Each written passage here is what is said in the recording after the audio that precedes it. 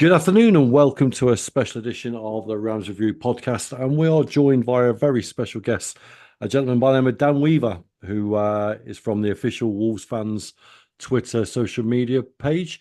Dan's going to join us this afternoon to talk about Derby County's 10th signing of the season, a gentleman by the name of Tawanda Chirewa. Good afternoon, Dan. Afternoon. Well, thank you for joining us on such short notice. Really appreciate your time.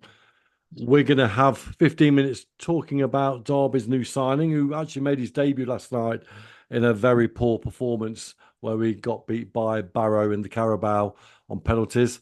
Just to let you know, he played actually as an inside number 7 rather than his natural position. Who knows why he played there last night, but he got a booking after 17 minutes and didn't really try to get into the game. But we'll put that to one side because it is what it is. We'll leave that in the Carabao box. So Dan Taranda, he came to Wolves. Just look at his stats, 2019, I believe, from Ipswich as a youngster, and tell us a bit about his development through the ranks at Wolverhampton Wanderers. I remember when we did buy him from Ipswich. I remember there was quite a lot of people raving about him. He was doing really well. At Ipswich, I can't remember how much we bought him for, but I know it was quite a substantial fee for somebody of his age. And yeah, obviously when he come through, he went straight off into the. I think at the age he was, I'm not sure if it was 18 at the time. He went straight into the under 21s, and like he was good enough for that level. And obviously since being in the under 21s, he's only just like got better and impressed.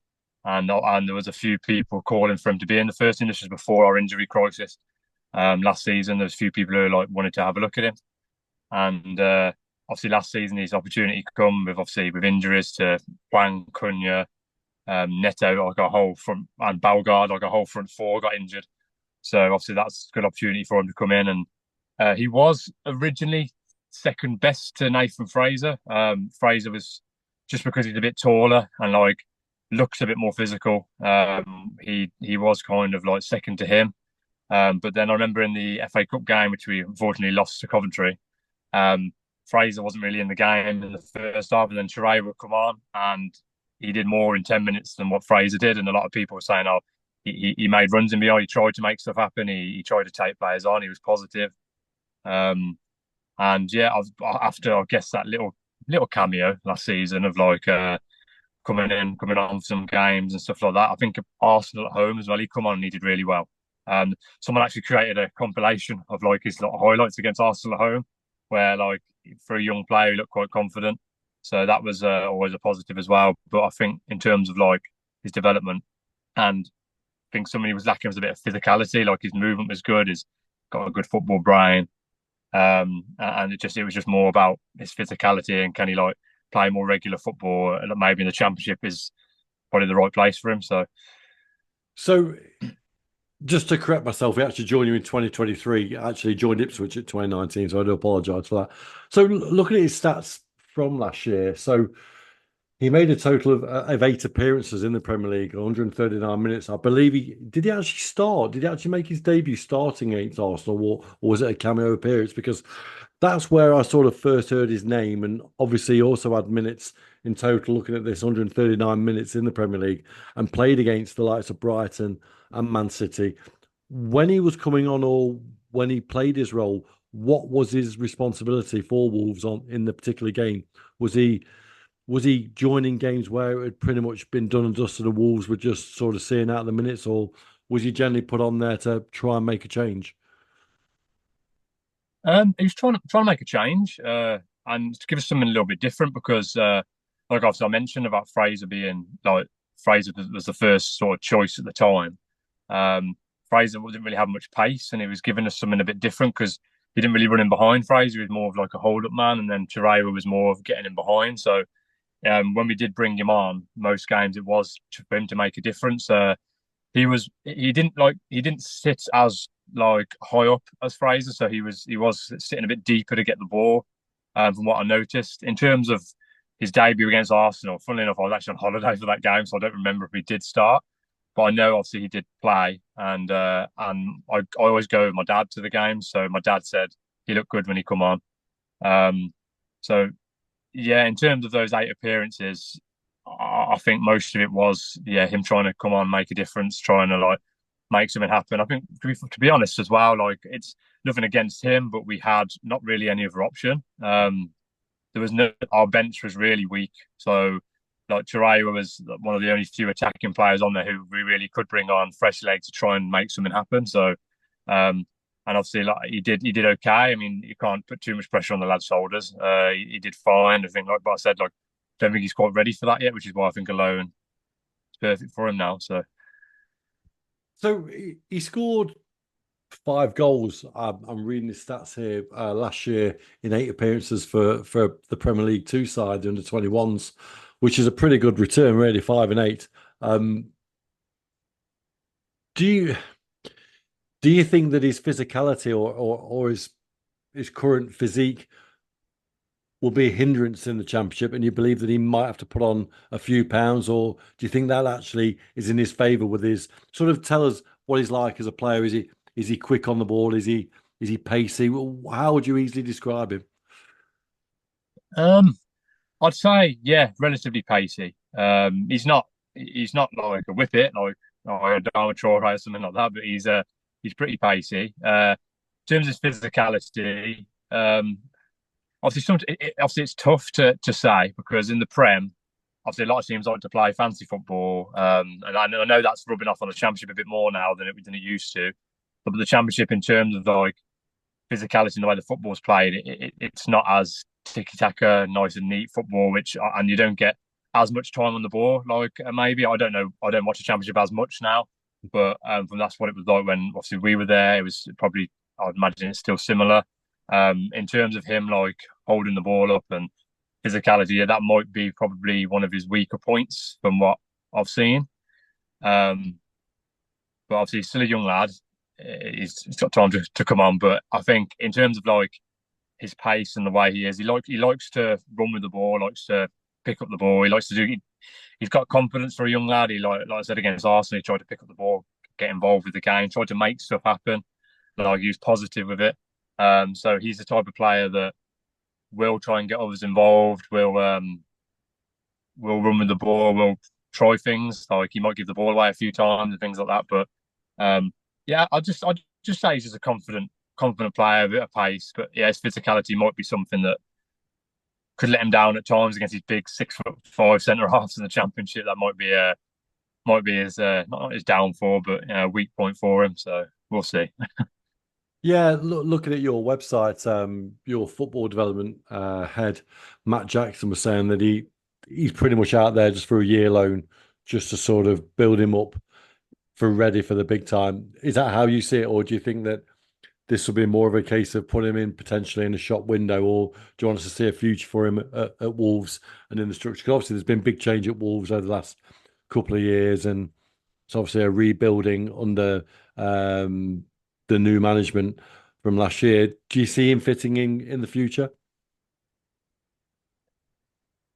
It's really tough to say because a lot of these players that we buy like young players, like obviously Chirewa was a good example. We've just bought a young lad today from St Mirren for like 300k, something like that. Like these are the players you think for the future, but a lot of them never really get there. Like with Wolves, Wolves tend to like just buy these players for like I don't know, like cheap, like 50k, and they'll sell them for like a million. Or we're like, it's strange to predict that with Wolves. We're so weird with our academy system. Like you'd hope to see more of them, and like our academy has been good over the last few years, and like these players, like it's tough to like expect them to come in. So I wouldn't be surprised if he does like not stay at Derby, but like if he does okay, Derby want to buy him, and then we'll just if Derby say you do want to permanently sign him, I don't think we'd be too fussed about letting him go. I think that's the way Wolves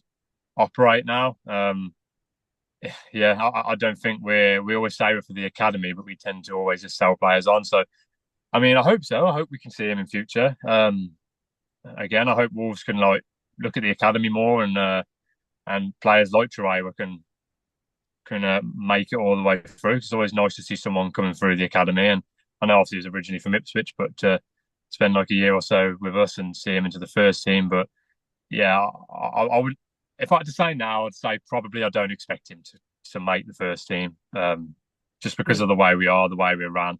Yeah, yeah, So yeah, and that's the feedback really Derby fans need to be realistic about and honest, because sometimes Premier League loans are more a benefit to the actual to the Premiership yeah, club, in the sense of putting them in the shop window if they do well at Derby, but still can't make the grade of that Premier League level. Like you said exactly in that piece, it potentially puts them into a six-figure sum as a sell-on. yeah, Reading here, they mentioned Ryan Giles played for Paul Warne at Rotherham, and one of the big reasons why Tawanda has come to Derby is because Paul Warne did really well with Ryan Giles. Is Ryan Giles a player that's still in the fold at Wolves and doing well, or is that can you see definitely a better player in Giles?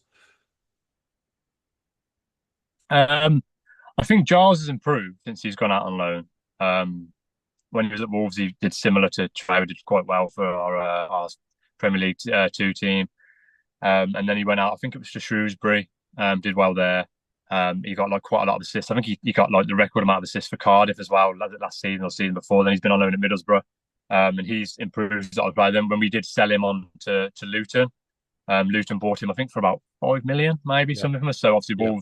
Wolves, I think Giles has been with us since a really young age, so we made a hefty profit off Giles, and I think that's more the key for Wolves is if we can get that. I don't think Giles was ready for to come straight in, because obviously when you've got some of the players we have like Nori, like internationals playing for their nations, it's just it's obviously hard for him to come in. I mean, even had Hugo Bueno as well, who was ahead of him. He was another young left back come from like academy, a Spanish left back. Even he's gone on loan now, but he was ahead of him as well. So obviously it was kind of right for Giles to leave, and obviously Wolves have now signed Strand Larson, and that's we've got another striker there. Obviously for Chirewa, it's like he comes back, it's going to be even tougher for him to get into the fold. So yeah, I think it'll do him good. I wish him well. I always keep an eye on our loan players, and like you said, Paul once saw obviously Giles at Rotherham and saw success with that, and he must kept an eye on some of our obviously our academy players and things. Trey can obviously do the business for you, so I hope he can. Well, that's a really good insight to him, and I really appreciate that. So let's just finish off the chat. Let's have a quick chat about Wolves. So it's not been the easiest of starts throughout the club at all levels. Sort of where Wolves at this year? What's your expectations? Because obviously you're now an established Premier League side and had some exciting players who some have now left this year. I see and gone to the likes of Liverpool. One of you. What is your expectations of Wolves this year? um, I think I think unfortunately the expectations of Wolves fans is getting less and less every year. Because Wolves tend to be like our owners are quite funny. Like if you're seeing Wolves Twitter at the minute, a lot of people are not happy with the ownership. They've already like kind of said that where any money that's spent on players is only going to be funded by sales, even though our owners are like billionaires. So it's a bit frustrating. Obviously, we sold Neto, sold Kilman, 54 million for Neto, 40 for Kilman. We sold 94 million pounds worth of players, and now we're the lowest spenders again in the Premier League after I think Liverpool are buying somebody which makes them go above us.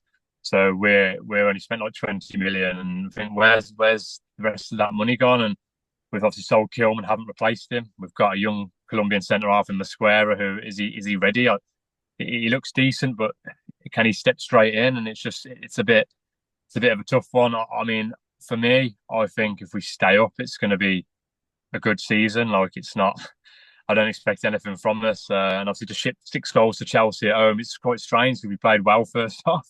We're actually the better team. So, but our defense, if we defend like that, we're not going to win any game. So, yeah, I think it's tough to say after the first two games. Tough start, obviously Arsenal and Chelsea. I mean, it's hard, obviously, to look at that and say, yeah, this is how it's going to be, and this is where we're going to be, because we actually defended relatively well against Arsenal. So it's only one game where you don't want to get carried away and say, oh, we're going to be in a relegation fight. But obviously, with the way we obviously sold like to Neto and Kilman and that, and yeah, I think we look good coming forward, but defensively, I think we should be fine. we should be fine. But I wouldn't be surprised to see us floating around there, like 14th, 15th. Our Matt Hobbs, one of our people behind the scenes, he said actually in a video that he thinks we're going to push for Europe, which a lot of Wolves fans are laughing at now. But so yeah, I mean, I think just to stay up would be probably what we're expecting around about 15, 14. Mid-table would be a good season for us considering the way it's going with the signings. I mean, there's still a couple of days left of the transfer window, so who knows? But I saw we're signing Sam Johnston today, which I'm not sure that's really the priority area, but some Wolves fans are a bit confused with that. But no, yeah, I think if we stop up, Wolves fans, I say happy with it, but that's probably where we're expecting to be. So yeah. We feel your pain, mate.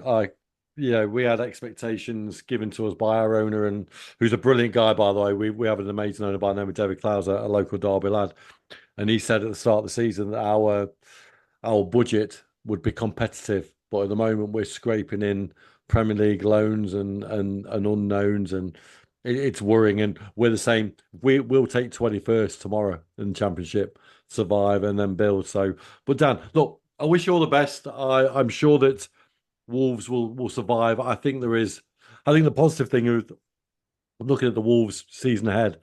There are teams worse than you in that league. Everton, for one. I think that they will struggle terribly this year. So good luck, Dan. Thank you very much for your time this afternoon. It's a great insight on Tawanda. We'll look after him the best that we can. But I'm with you. I think that this is him asking for the move to sort of get out there, possibly change his career direction and build his way in the Championship. But real good insight. Have a great season, Dan, and all the best, mate. Thank you. All the best to you. Best of luck for Derby for the season. I hope you at least stop up. So, Cheers. Thanks, Dan. Take care. That all was right. the Rams Review Thank you. podcast. We'll speak to you soon. Goodbye.